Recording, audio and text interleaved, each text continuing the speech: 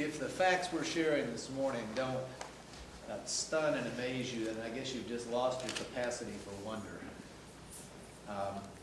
But we are delighted to note that with 2 days left to go in this year, Indiana has experienced fewer traffic fatalities than any year since 1925. Just so you'll know, there are 8 times more vehicles on Indiana highways today than there were then. So an Indiana motorist is 8 times safer than he or she was 84 years ago. It's a remarkable accomplishment. It literally means there are hundreds of Hoosiers alive to celebrate New Year tomorrow who would not have been without a host of improvements. There's a lot of credit to go along, but the basic story here is good laws strongly enforced. I'll start with the Indiana State Police, which under Superintendent Whitesell has 250 more troopers on the road. This year, for the first time, they will write around 1 million citations, arrests, and written warnings for traffic violations. Enforcement is stronger than it has been. They've emphasized things like driving while under the influence, apprehensions, and they are up 54% in the last 5 years. So much credit goes to great citizen groups like Mothers Against Drunk Driving, Students Against Drunk Driving, AAA, who was so instrumental in seatbelt laws in this state. Senator Tom Weiss is here on behalf of all those legislators who worked on all those laws. He was an author of most of them personally. I just want to give thanks and credit, heartfelt thanks, to each organization and each citizen and public servant who's worked to make this a remarkable achievement possible. I want to tell you that we are still working every day to bring those numbers down even further. The people of INDOT, with the record-breaking road building programs, often dividing highways, killer highways like 24 near Fort Wayne, for instance, now much safer. Those cables they've been putting in the medians, they may be ugly, folks, but they work. There have been 156 vehicles hit the cables on I-65 and 69. Not a single one has crossed the median into oncoming lanes. So we will continue doing everything we can to improve the laws we have, enforce them more strongly than ever before, make the roadways themselves safer. And it's just my plea tonight that every Hoosier motorist who clearly have been more attentive to their own safety continue to do that. Let's have a fatality-free New Year's and finish this record-breaking year very strong. Happy to take your questions. Governor, how much of this is due to improvements in automobile design? Maybe some, but you know, if you just stop and just look at the last few years, there's nothing about the automobile that's dramatically different, certainly not the fleet that's out there. The average Indiana car on the road is several years old. So, I mean, that's played a role, but we've had airbags a long time. We've had seat belts longer than that. Clearly, I think this is about better laws and much more firmly enforced. Governor, do you think the downturn in the economy with less vehicles out on the roadways may have anything to do with this as well? No, we looked. There were as many miles driven this year as last year. So it isn't that. There may be some external factors that I can't find involved here, but the dimension of this change just tells you that these organizations, public servants like Superintendent Whitesell and his people, are the principal reason. And I think we should give some credit to Hoosier motorists. I have to believe, when I asked the superintendent, he also believes that people are becoming a little more aware. Sometimes, like 1 million times this year, because the Indiana State Police made them aware of the need to drive safely. Have we compared all this to other states to see if there's a similar trend? There is a similar trend, but I haven't seen anything quite as dramatic.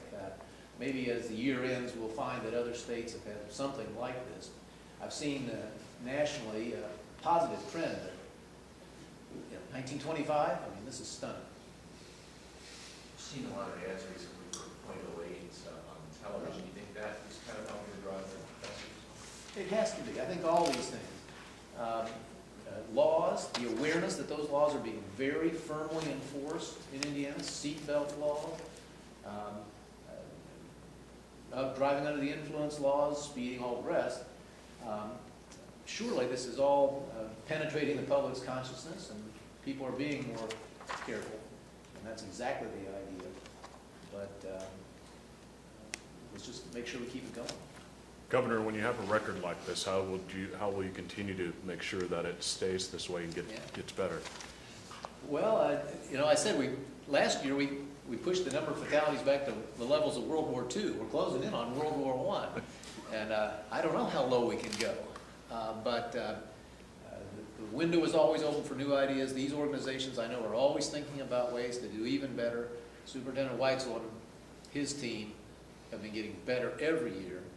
And again, I think our highway construction program, as the Major Moves program moves ahead year by year, probably can contribute significantly to incremental improvement. Governor, I'll leave this to either you or to the folks who are here from Saturday. Yeah. But I know here that you have more drunk driving arrests. Are more people driving drunk or fewer people driving drunk because of the arrests? Do you think that trend is going down and maybe that's helping contribute to the fewer fatalities that you see? How does that play into this whole conversation? Well, let's see. Sarah, you want to have a go at it? Maybe Paul too. If you do, step up here. Well, certainly we hope that our educational efforts have done a lot to bring down the instances of drinking and driving, and that is hopefully helping to contribute to these remarkable results. Thank you. Paul, you have the... Yes, sir. I would say that in regard to this Indiana State Police, we have made it one of our flagship concerns. We have put more emphasis on drunk driving arrests this year than any year in the last 5 that we've been together here. We've had tremendous help from the governor. When I asked for more folks, he gave me 250 people. That allows me to put specialized patrol units out there looking for specialized problems. And it's no secret that drunk driving accounts for a great many deaths and injuries out there on the roadway, and so we targeted them by design and purpose. We also had a fine partnership with the Indiana Criminal Justice Institute. Dr. Moore and his people have been very forthcoming to find this money from federal grants so that we can put people out there even off duty, working at special details out there and working. The legislature has only ever asked us what can we do to help. Like any good recipe, there are a great many fine ingredients, and certainly we can't take all the credit, perhaps not even a great deal of it, but we can take some. And I can tell you that what efforts we have put forward has been very much helped out and supported all along the way by many, many folks who are also like-minded and involved in the DUI concern and traffic safety in general. So, how much of an increase in tickets, if the governor alluded to 1 million being a record, how much of an increase is that over what we've had?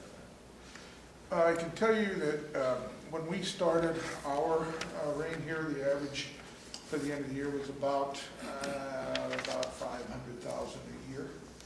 And one of the things that one of my directives when I came on board was to get people active and put the rubber on the road. And I think I hear all the time that people see a lot more folks out on the roadway in uniform doing the job than they did in years past.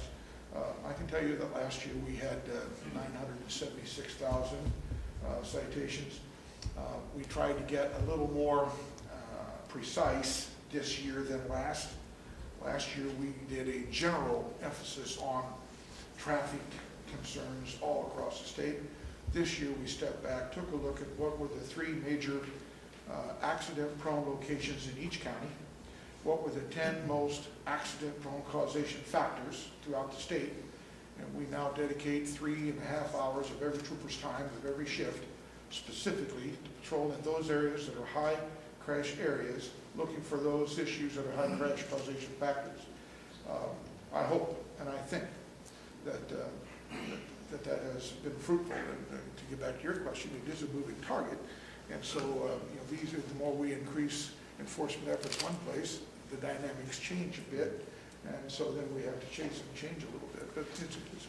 Superintendent. I know no one here has ever violated a traffic law of the state of Indiana, but if you ever did, and a state trooper apprehended you, he'd give you one of these, which lists those 10 most frequent causes of crashes. I think this is given out with each citation now, Paul, and just, again, trying to raise the public's awareness. I know out at the state post, 21st and Post, you have a big monitor with all of the cameras that show at least some of the interstates in this part of the Indiana. Do you think that played a major role with motorists knowing that you are out there watching them out on the roads? Well, sir, I don't know that they know what those cameras are there for. I'm really not much motivated to disclose.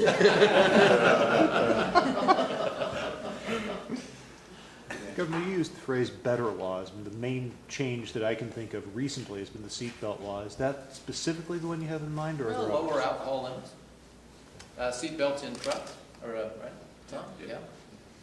Every one of the things that we've instituted, statistically, they've shown exactly what they said they would do, they have done. And that's why you see the decrease here.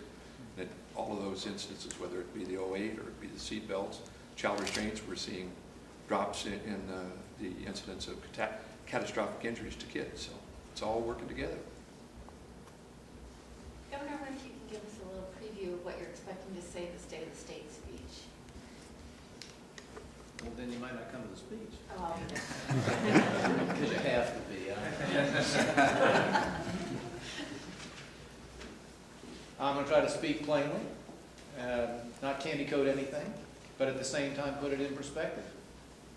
That, yes, we're doing some difficult things and unwelcome things we hope we can reverse fairly soon, all tracing to the national recession. But Indiana's weathering this lousy economy better than most, and we're determined to avoid the really catastrophic problems that are besetting dozens of other states right now. I'll be calling for, as always, for certain new initiatives, including improvements in our ability to collect child support, including local government reform initiatives, and obviously the submission to the voters of the decision about making property tax caps permanent. As we get ready for the session to start, Governor, I know you obviously, the State of the State will set the trend for the lawmakers and some of the state, but what would you tell Hoosiers about what you'll be doing here for the next 3 months? We'll be working to bring jobs back to Indiana in a way that that is quicker and more emphatic than to other states. Nothing new about that. We've worked on that every day we've been on this job, but the imperative right now is to maintain and improve Indiana's competitive position by avoiding tax increases, which are happening all around us in other states, and avoiding calamitous service cuts. And that's job one for the new year. You just announced $297 million in cuts to K-12 education for 2010. You had originally said you thought at least $300 million. Do you think you're going to have more cuts still in 2010, or they won't come to 2011? Don't think so, and certainly hope not. But you're exactly right. If the latest revenue forecast, which is $3 billion different than the one of just the year before, if finally we have an accurate forecast, then using all our reserves, that might be enough to stay in the black through the balance of this budget. But we're just going to have to watch it month by month as we have, and we'll take additional steps if they're necessary. But if this forecast is finally the correct one, we think we will manage. May I point out again that it was so essential to protect those reserves. We are going to need them. If not every penny, we're going to need most of them, and we use it. Thank goodness we didn't go along with the idea of spending them earlier or spending much more money than the budget already calls for. Board of Are you happy Education. with the way education's reacted to your call? Yeah, so far, I think there's been, I think there's been a pretty responsible, in some cases extremely responsible reaction. I mean, let me cite Evansville, too. Very forthright statements. They are going to protect the classroom down there. And they are taking the steps, every step they can find to reduce less essential spending. A very statesmanlike position. And I know this is happening elsewhere, but I think so far, people have heard our appeal. Put the kids first, put the classroom first. The adults in the system, the bureaucracies that we have, the administrations are only there to serve the children. That's where these rather modest reductions, we're talking about 2.7% of total school spending, need to occur. I mean, remember, we have gone 20% into state, 6% at higher ed. So I think this is a manageable task, and so far as I can see so far, the vast majority of school boards and superintendents are approaching it very responsibly. The Board of Education emphasized, please just do this once for 2010. Are you confident that, I mean, we mentioned 2011, but are you confident for 2010 this is it? Yeah, I tried to give Mary Beth this answer. Yeah, we think so. Again, if the forecast is accurate, finally, then in conjunction with all the other things we've already done in every other area, we think this will suffice. But it's been a moving target, probably going to move some more. Just don't know which way. One last thing, I was wondering if you had a New Year's resolution. Well, you already printed my first one. I've fallen and sprained my darn shoulder taking out the trash. My New Year's resolution is that 2010, Sherry can take out the trash. So that would do. No, in seriousness, I resolved to spend every day looking for the next dollar of savings so that we can avoid tax increases in Indiana and looking for the next job so that we get back to the full employment we knew just 18 months ago as fast as we can. Thank you all. Thank you.